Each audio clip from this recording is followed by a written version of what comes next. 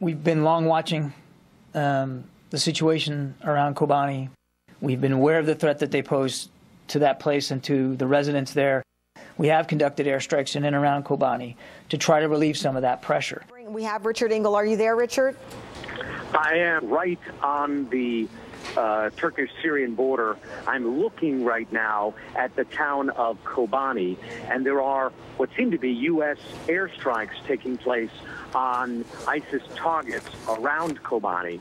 And when the airstrikes happen, some of the people who are gathered in this area to watch Kobani, people who are very distraught that ISIS has advanced on this city, they will start cheering.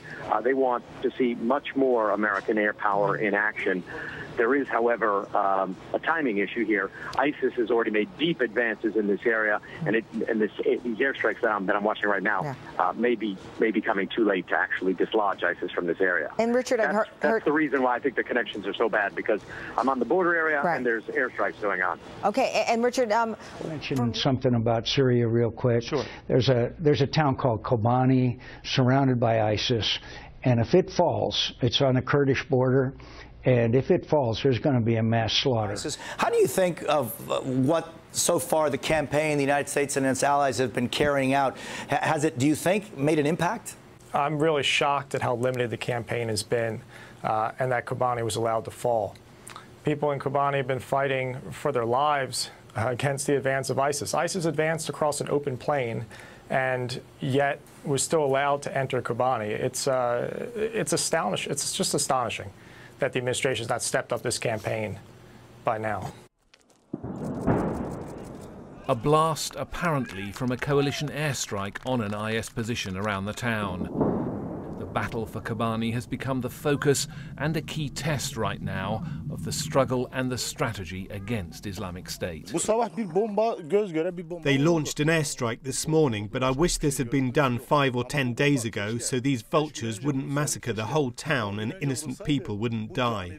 From your reporting and our colleagues as well, the fighting is so close, to your point, to where you are. You can even, in some cases, we've had video of Turkish military personnel not active on the ground, but so close and in a sense just at a waiting point near where this fighting is taking place. Oh, that's the part that's so frustrating for the people here. I am looking right now. On my left is the city of Kobani, where there is street-to-street fighting between Syrian fighters, Kurdish fighters, who are trying to defend their city against ISIS. And then if I pan my gaze a little bit to the right, I'm looking at a Turkish tank, which is parked on a hill overlooking the city.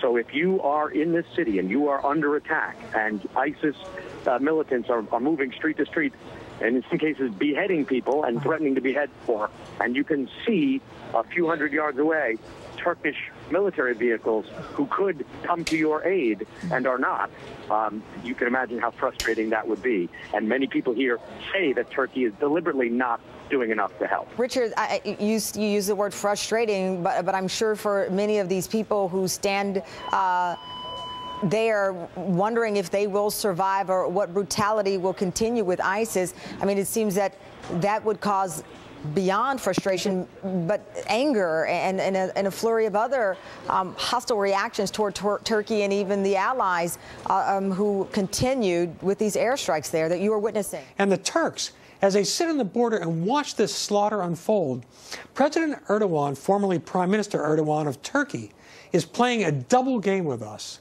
We're acting as though we're the weak ones. We're not the superpower. And what he is doing is he is letting Islamic State militants slaughter Kurds. And then when the Kurds are slaughtered, then he may act against Islamic State because he wants an Islamist government in Damascus. He just doesn't want Islamic State. He wants his extremists in Damascus. Just across the border in Turkey, Turkish security forces move in to break up a gathering crowd of Kurds, angered about what's happening in Kobani. But with its own Kurdish separatist concerns, the Turkish government is deeply ambivalent about whether to intervene here. It would be a huge step. So for now, Turkey's powerful military is watching and waiting. Turkey is setting conditions for getting more involved against Islamic State. The coalition should do more to confront the Syrian government and to create a buffer zone for refugees from the Syrian conflict.